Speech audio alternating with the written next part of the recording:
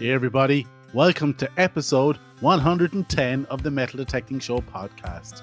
My name is Kieran and I have been metal detecting now for nearly 30 years. This week, well, here I go again on my own. We're back.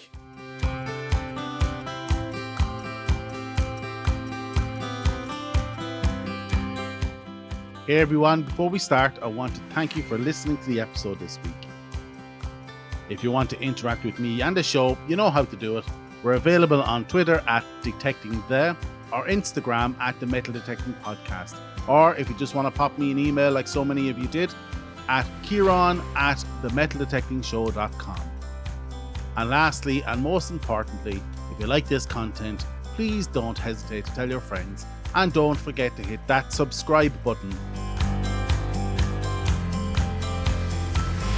All by myself. I know.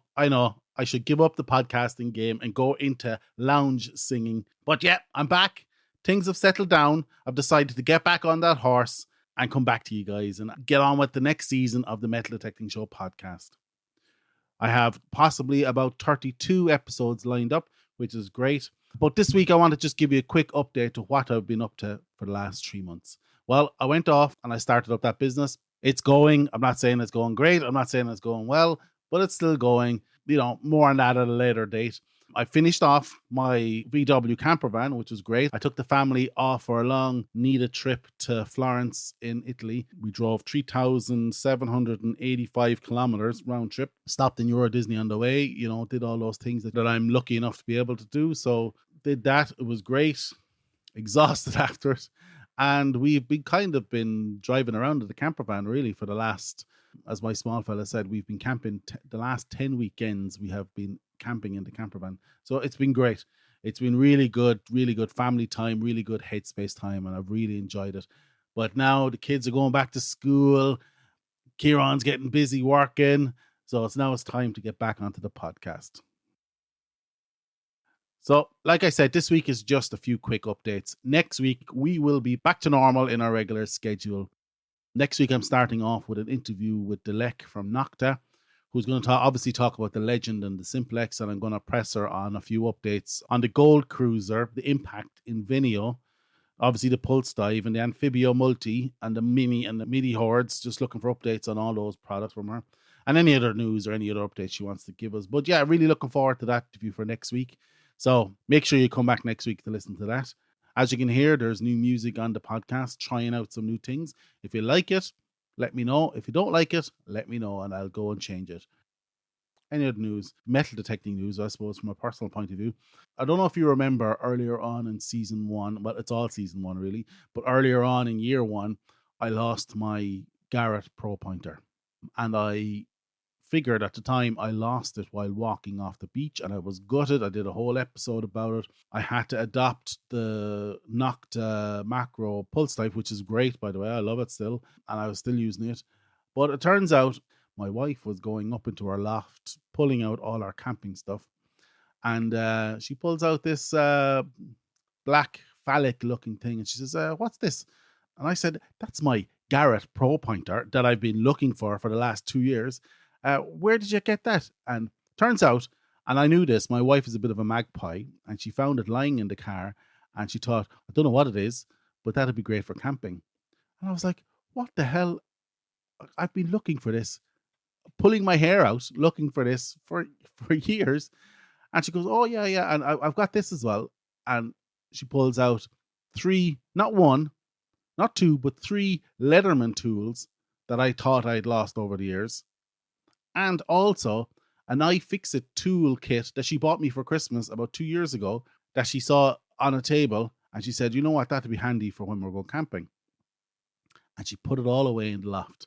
I have to admit, I lost my mind over the iFixit toolkit because I had been going around going crazy looking for that to fix some stuff and accusing the kids of taking it out onto the into the woods, playing with it, the whole lot. So I had to eat some humble pie there. I apologize to my children who I accused of stealing it. But yeah, it turns out my wife is a magpie, just like me. And needless to say, it felt like Christmas all at one go.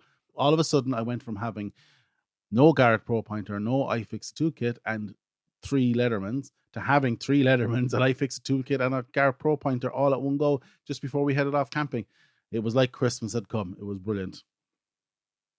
So, what has occurred in the metal detecting universe since I did my update? I think it was June 6th, I think was the update. And I know at the time, XP had announced the Deus 2, Nocta had announced the Legend, but nobody actually had them in their hands yet. And, I've been watching this with interest as people have started doing comparisons and reviews of the Legend and the Deus 2, and obviously the comparisons to the Nox 800.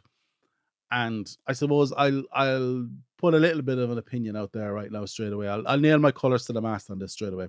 And I think you'll know what my colors are because I've said this several times before. The detector doesn't make a good detectorist. The detector is like a musical instrument. If you're able to play it well, you'll do well. And it doesn't really matter what detector you have, right?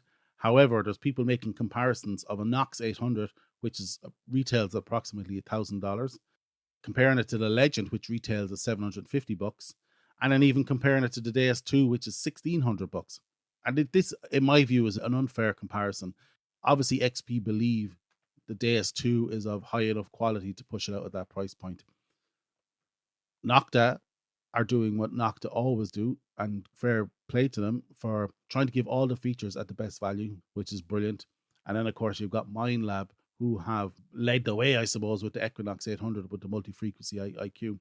Just be wary of anybody saying that one is better than the other, because realistically they're comparing apples and oranges, and it's not a fair comparison to compare each of them. Each of those detectors should be looked at in isolation, taking price into account, taking in technology used, where it was manufactured, everything into account. Okay. I do feel there's a bit of confirmation purchase bias going on. People have paid big bucks for a Deus 2. They want to be able to say it's the best thing out there. Just like when the Equinox 800 came out and people paid $1,000 for it, they wanted to say it was better than everything else. So I do think there's a little bit of confirmation bias going on. Should you upgrade to any of these? Sure, if you're into the hobby, if you really want to. Do you need to? I wouldn't think so. I've seen some guitarists play some fabulous music on some broken down old pieces of shite guitars, and it doesn't make a difference really at the end of the day. Now, I am looking forward to see what Mindlab come out with. They are long overdue. I've emailed them looking for any clue, any sort of little inkling that they may have something come out, but I'm getting nothing. It's almost like there's an information silence going on. But what do I suspect, or what would I love to come out? I would love it if they locked the CTX and the Equinox 800, locked them in a room together, and forced them to produce a love child of a CTX with multi-frequency IQ and a better battery. That would be amazing to me now. That would be chef kiss for me for that to come out. Being a Mindlab fanboy, now I have to admit, my eye has been turned by the Deus 2 and the Legend at the minute, so I'm looking forward to getting my hands on those and trying them out. But I've always been a Mindlab fanboy since back in the day, and I really want to see what to come out with next. And that's it really for this week. A brief short update episode, just to let you know things are getting back to normal next week with an interview with Dilek from Nocta, who's going to talk about the Simplex and the Legend. And you know what, guys? That's it this week. If you have any ideas for topics, I know a few of you have sent me in topic ideas. Send them on. I have quite a few lined up, which is great. I spent, the time off thinking of things to be able to do. I've captured that list. So anything you want me to discuss, let me know. So we like I said, we've the LEC coming up. We're going to do a mental health episode. We're going to do a map reading episode. We're going to try and interview a few more detectors. Obviously, I want to do a Deus 2 review and a Legend review. And then I want to do a feature series around ground balance, multi-frequency, discrimination, all that stuff. Obviously, equipment review and equipment update. I'm really starting to get the horn for underwater detecting, so I'm taking that jump now this year to get out snorkeling and do some detecting in the water. Let's hope no Japanese trawlers stick a harpoon to me. And pinpointer, swim techniques, all that stuff will be coming up again. So if you have an idea for something that you want me to cover again, let me know. More than happy to do so. And that's it for this week, guys. I hope you like this episode of the Metal Detecting Show podcast. Don't forget to check out the website, www.themetaldetectingshow.com, for this episode's show notes. Check out the Patreon page. Check out Buy Me a Coffee page at /metal detecting. If you'd like to leave me a voicemail, you can do so on speakpipe.com. If you feel like taking your appreciation to the next level, leave me a positive review. But most importantly, like and subscribe. Tell all your friends. And get out there, guys. Eyes down and happy hunting.